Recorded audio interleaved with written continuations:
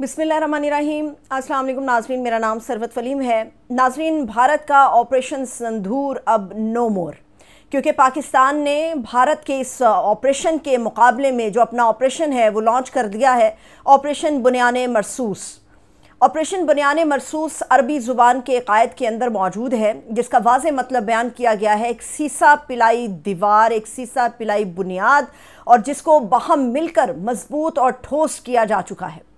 पाकिस्तान ने इस ऑपरेशन को इस वक्त में लॉन्च किया जब भारत हमारी बार बार की पुरअमन काविशों को हमारी कमज़ोरी के तौर पे जानने लगा था। रात के अंधेरे में किसी चालाक दुश्मन की तरह पाकिस्तान की फ़िज़ाइया की खिलाफ वर्जियाँ करता रहा और पाकिस्तान पर हमले करने की नाकाम कोशिश करता रहा।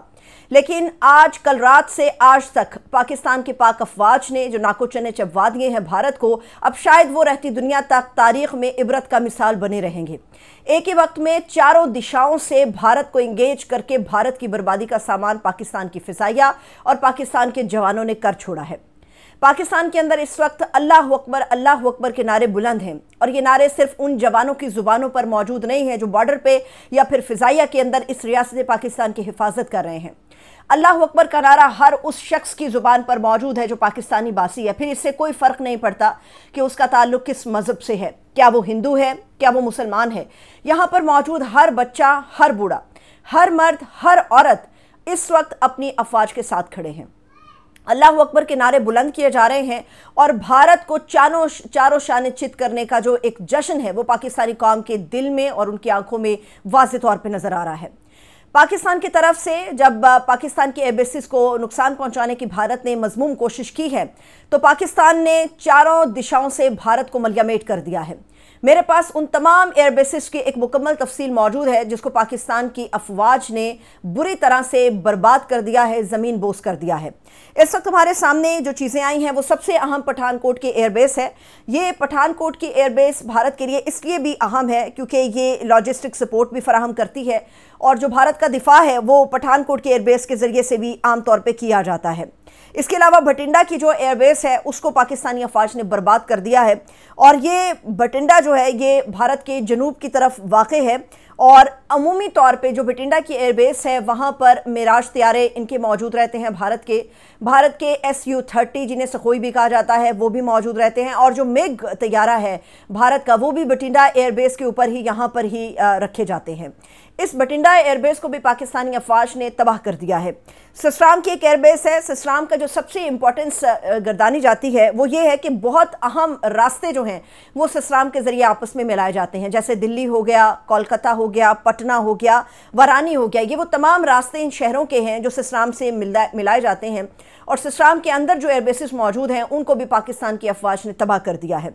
फिर अखनौर की एक एयरबेस है जिसको तबाह किया गया। अब अखनौर जो एयरबेस है वो जम्मू के अंदर मौजूद है, और यहाँ पर अमूमी तौर पे जो सरहद की निगरानी है वो की जाती है, और जम्मू के अंदर मौजूद ना सिर्फ इस अखनौर एयरबेस को बर्बाद किया गया है बल्कि बताया जा रहा है कि उधमपुर के अंदर जो उधम मचा हुआ है, काले बादल उड़ रहे हैं, भारत इस वक्त मुकम्मल तौर पे अंधेरे के जद में आ गया है। वहाँ पर इतनी बर्बादी फैली है कि सूरज की रोशनी, दिन का उजाला वहाँ पर नहीं पहुँच पा रहा, और भारत के उधमपुर के अंदर भी जो एयरबेस थी उसे ज़मीन बोस कर दिया गया है।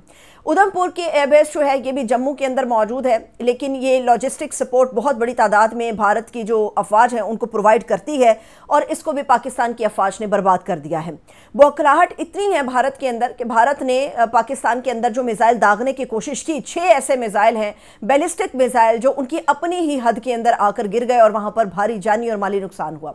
पाकिस्तान ने इस वक्त भारत के खिलाफ, चूंकि पाकिस्तान के पास कोई ऑप्शन बाकी नहीं रहा, पाकिस्तान की बार बार की अमन की ख्वाहिश को, हमारी कमजोरी जिन लोगों ने समझा, उनके खिलाफ पाकिस्तान ने अपना मिसाइल फतेह-1 लॉन्च कर दिया। फतेह-1 ने ऐसी फतह हासिल की है कि भारतीय इस वक्त सख्ते के आलम में आ गए हैं। पाकिस्तान का जो मिसाइल फतेह-1 है ये अपनी खसूसियात में इतना अहम और इतना आला है कि इसका मुकाबला बमुश्किल किया जा सकता है। भारत के पास जो मिसाइल्स मौजूद हैं ये उनके मुकाबले के अंदर पाकिस्तान में मिसाइल फतेह-1 तैयार किया गया। अगर मैं आपको इसकी सलाहियतें बताऊं तो आप हैरान रह जाएंगे। 140 किलोमीटर, बाज़ अंदाज़े हैं कि 150 किलोमीटर तक ये मार करने की सलाहियत रखता है, और ना सिर्फ ये हमला करता है बल्कि मौसर तरीके से अपने हदफ को टारगेट करने की सलाहियत भी इसके अंदर मौजूद है। पाकिस्तान का जो फतेह मिसाइल 1 है इसकी एक अंदर जो अच्छी बात और बेहतरीन है वो ये है कि जब ये निशाना लिया जाता है तो अमूमी तौर पे कभी कभार ऐसा होता है कि निशाने चूकते हैं, چاہے وہ کہیں کے بھی میزائل ہوں. لیکن یہ جو پاکستان کا فتح 1 میزائل ہے اس میں نشانہ چوکنے کا رتی برابر بھی امکان موجود نہیں ہوتا. جی پی ایس کے ذریعے سے اس میزائل کو ہینڈل کیا جاتا ہے اور اسے رسائی دی جاتی ہے آگے تک. جب اسے ایک مرتبہ لانچ کر دیا جاتا ہے تو بہت ہی کم وقت کے اندر دوبارہ سے اس لانچ شدہ میزائل کو لوڈ کرنے کی صلاحیت بھی موجود رہتی ہے اور پاکستان کے اس میزائل فتح 1 کا مقابلہ جو ہے ناقابل یقین طور پہ کیا ہی نہیں جا سکتا. اس وقت پاکستان نے جو میزائل فتح 1 لانچ کیا ہے اس نے بھارت کو چکنا تو کیا ہے مگر سکتے کے عالم میں بھی لے آیا ہے کہ اب ان کے پاس کوئی آپشن نہیں بچا. پچھلی مرتبہ ہم نے فینٹاسٹک ٹی ابھینندن کے منہ کو لگائی تھی, ہم نے چائے اس کو پلائی تھی. اب کی بار جو ہے ابھینندن تو نہیں آیا اور نہ ہی ان کا مرد اہلکار آئے ہیں, بلکہ ایک خاتون کو ابھی اندازے کے مطابق 2 ایسے بھارتی پائلٹ ہیں جو اس وقت پاکستان کے حراست کے اندر ہیں. ایک تو رافیل طیارے کو اڑانے والی واحد خاتون پائلٹ ہے انڈیا کی, بھارت کی, جو اس وقت پاکستان کے قبضے میں ہے, جسے گرفتار کر لیا گیا ہے. اس خاتون کا نام شیوانگی سنگھ بیان کیا جاتا ہے اور رافیل طیارے اڑانے والوں میں یہ وہ واحد خاتون ہے جو رافیل کو ہینڈل کر سکتی ہے, مگر اس وقت وہ پاکستان کی کسٹڈی کے اندر موجود ہیں.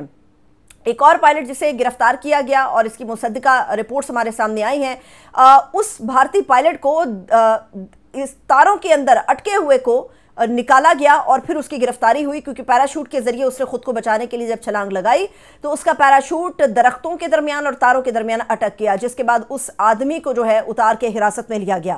اس وقت بھارت جو پروپیگیٹ کر رہا ہے کہ ہم نے پاکستان کو جو ہے ناکو چنے چبوا دیے, ہم نے پاکستان کا بھاری نقصان کر دیا, یہ وہ تمام رپورٹس میں آپ لوگوں کے ساتھ شیئر کر رہی ہوں جو اس وقت کامیابیاں پاکستان کے جوانوں نے پاکستانی قوم کی نظر کی ہیں. ہمارے جن بچوں کو شہید کیا گیا پاکستان کا میزائل فتح 1, ان بچوں کے نام کے ساتھ جو ہے منسوب کیا گیا ہے اور انہی بچوں کا بدلہ لینے کے لیے اس میزائل کو لانچ کیا گیا. ابھی بہت سارے بدلے ہیں جو بھارت سے چکانا باقی ہیں اور پاکستانی قوم کی ڈیمانڈ بھی یہی تھی, موجود بھی ہے, اور اس وقت پوری قوم اپنی افواج کے ساتھ کھڑی ہے کیونکہ وہ پاکستانی قوم کی امنگوں کی ترجمانی کرتے ہوئے, اپنی ریاست پاکستان کا دفاع کرتے ہوئے دشمن کو جو ہے سکتے کے عالم میں لے آئے ہیں. دشمن جو ہے اس کے پیروں کے نیچے سے زمین انہوں نے نکال دی ہے. بھارت کو لگ رہا تھا کہ رافیل کی بربادی کے بعد جو ہزیمت اسے دنیا بھر میں اور خاص طور پہ اپنے ہی لوگوں کے درمیان اٹھانی پڑی ہے, تو اس کا مقابلہ کرنے کے لیے رات کے اندھیرے کا فائدہ اٹھاتے ہوئے ہر روز رات کو کوئی نہ کوئی ایسی وہ کارروائی ڈالنے کی کوشش کرتا ہے جس کا سراسر نقصان بھارت کے اپنے زمرے میں آتا ہے.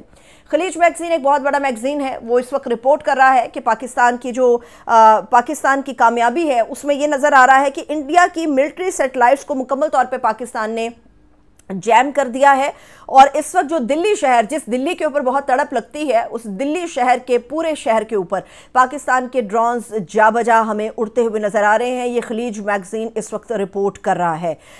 انڈیا جو ہے وہ بھی دھمکیاں لگا رہا ہے کہ ہم اپنے میزائل کو لانچ کر دیں گے, لیکن دیکھتے ہیں کہ ان کے پاس کون سے میزائل ہیں. 3 اہم میزائل ہیں جو بھارتی فوج کے پاس ہیں اور جس کو لانچ کرنے کا وہ ارادہ بھی رکھتا ہے. اس میں پناکا ہے, پرالے ہے, براہموس ہے.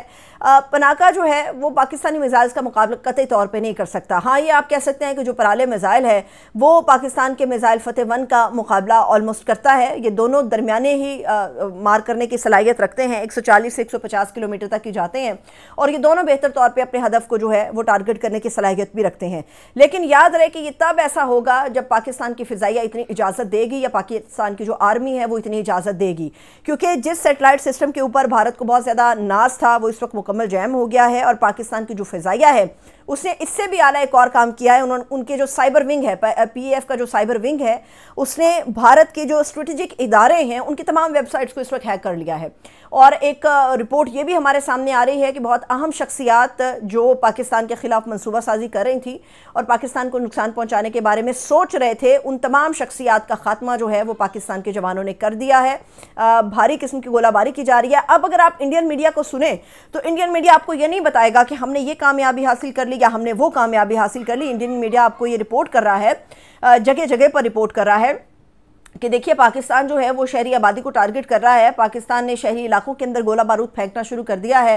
پاکستان نے عام شہریوں کو ٹارگٹ کرنا شروع کر دیا. یہ وہ رونا اور ستم ظریفی اور ظالم پن ہے جو بھارت دنیا کو دکھانا چاہ رہا ہے, لیکن ان فیکٹ پاکستان نے تمام ان چیک پوسٹوں کے اوپر, ان ڈیپوز کے اوپر, ان ایئر بیسز کے اوپر اٹیک کیا ہے جہاں سے پاکستان کے خلاف کارروائی کی جا رہی تھی. اور انشاءاللہ خدا نے چاہا تو بہت جلد یہ کامیابی کا مکمل سہرا پاکستانی عوام, پاکستانی جوان اور ہماری سرکار کے سر پہ جائے گا. اجازت دیجیے, اپنا خیال رکھیے. خدا حافظ.